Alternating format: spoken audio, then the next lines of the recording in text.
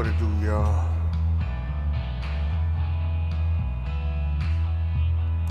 Catching flies in his mouth,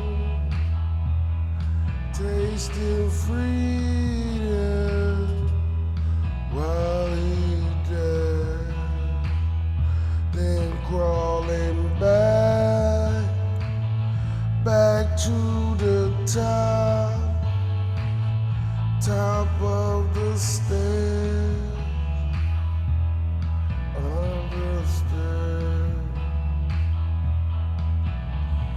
He won't see the sun again for years to come. He's broken out in love.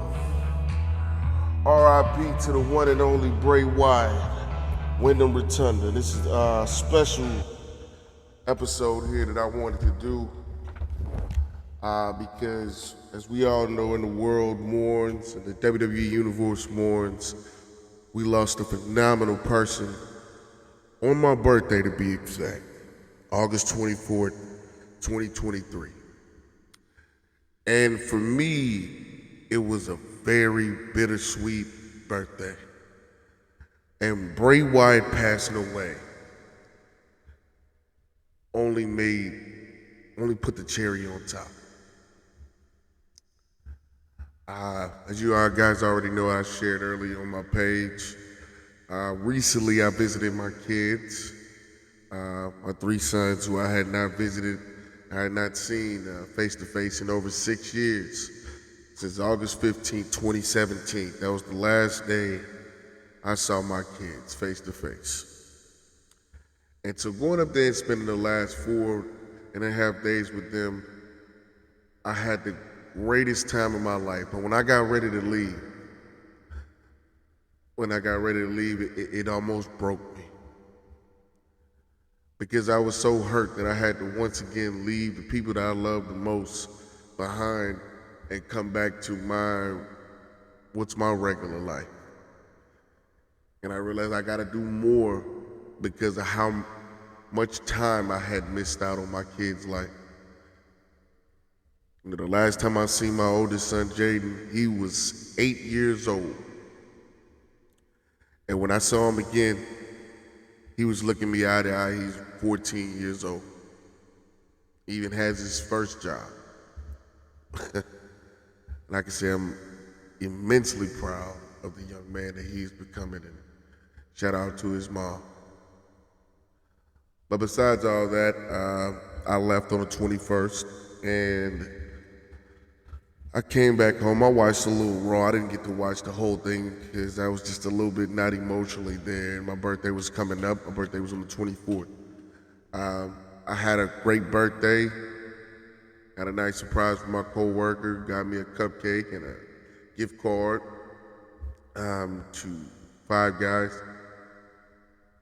And I had a lot of Facebook friends wish me happy birthday, and my kids wish me happy birthday, and that was what I wanted most.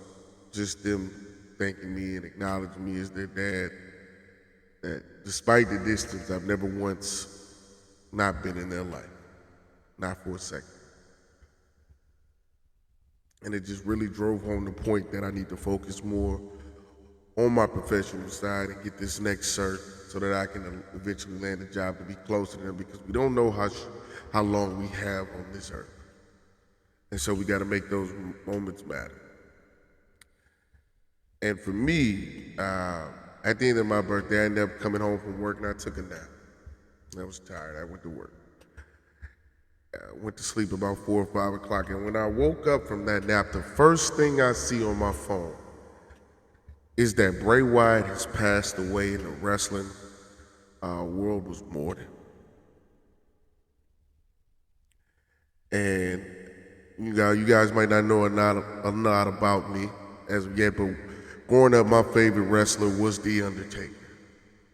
I love the supernatural elements of his character. I just love the commitment that he had to his character. For me, when I looked at Bray Wyatt, I saw another version of The Undertaker. I saw this generation's version of The Undertaker.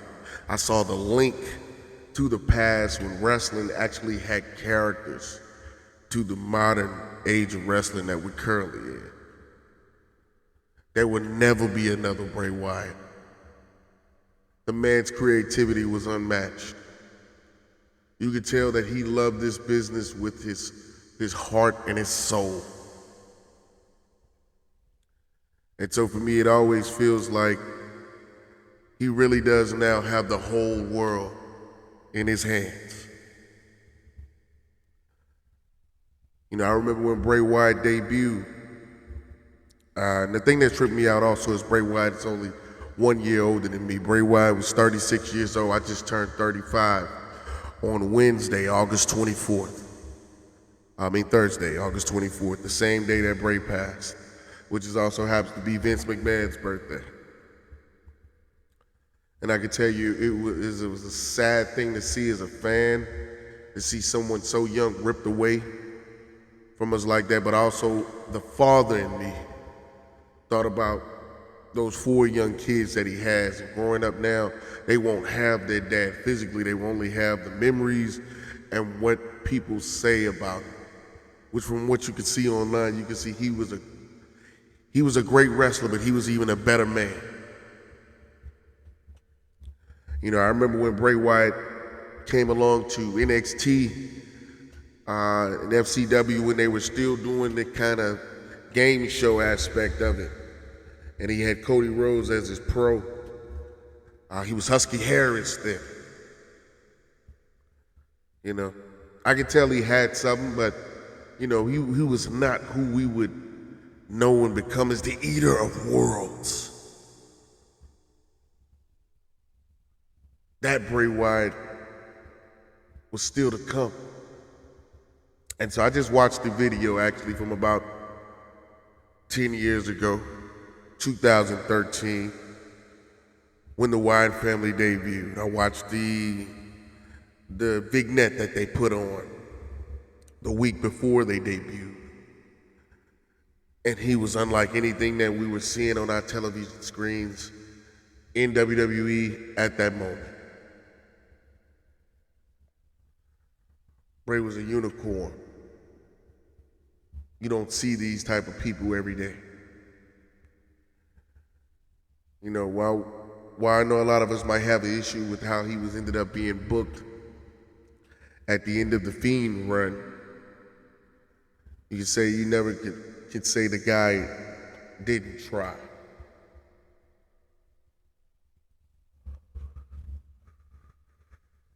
You know, I remember on that debut, they attacked Kane, and they whooped Kane's behind, and Bray just sat in that rocking chair. And he sat there and watched Luke and Eric Rowan do the thing and put them hands on Kane. And I remember eventually they had the feud with the Shield, which both kind of established the Shield and the Wyatt family as the next guys up. You know, Bray was a 3-time heavyweight champion, a tag team champion. You know, he'd even won the tag team titles with Randy Orton, with the Viper. Battled John Cena.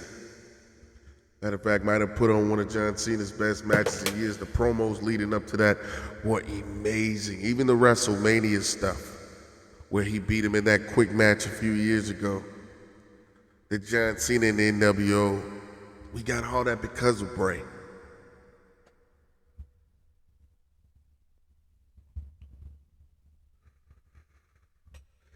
And I think as a fan, it really hit me because, you know, death is so final. And that means we're never gonna hear that pop of him coming through those curtains again. And I think that's why it's so important that we gotta give wrestlers their flowers when they are here. You gotta show respect for these people and these men and these women that go out there and put their bodies on the line every day, every night for our entertainment and for their love of the sport. And it's why at 35 years old, I'm still proud to be a wrestling fan. It's one of the few things that give me comfort when life gets hard. I know some people look down on it, but I would never look down on people for what they like and their hobbies. I want to say to Bray Wyatt's family, you have my ultimate condolences. He seemed like a great man, and he provided me many years of entertainment through some of the toughest times of my life. I remember even going back and being now I wouldn't say I was a fan of his dad, because ain't nobody like IRS. But I understood that his dad could work. Everybody hated the $1 Million Man. I liked his laugh and that he had that money. You know, I remember your Uncle Barry Windham. He was on the Four Horsemen. You know, I've been watching wrestling my entire life. Pretty much. I mean, almost 34, 35 years I've been watching wrestling. And I can only say with Bray is that I hope I'm able to meet you on the other side and one day meet you then.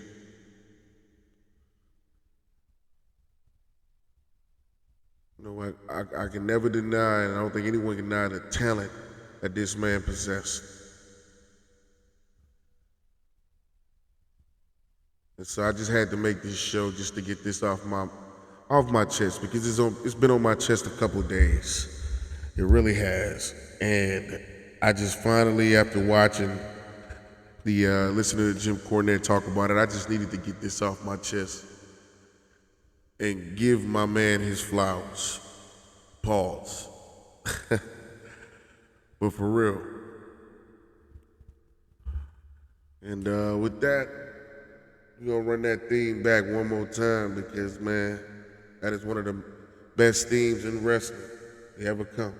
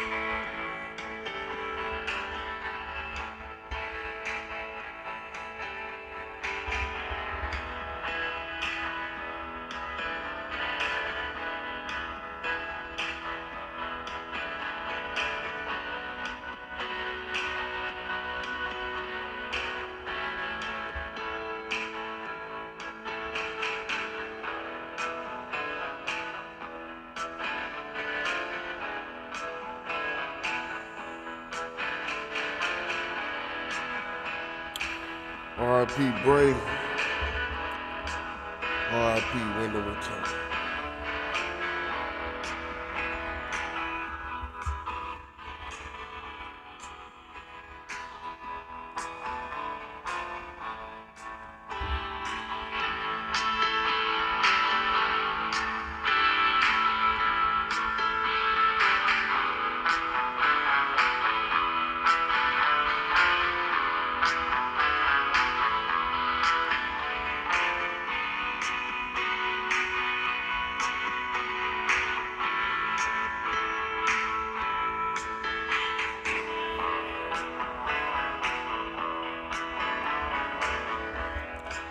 We're here.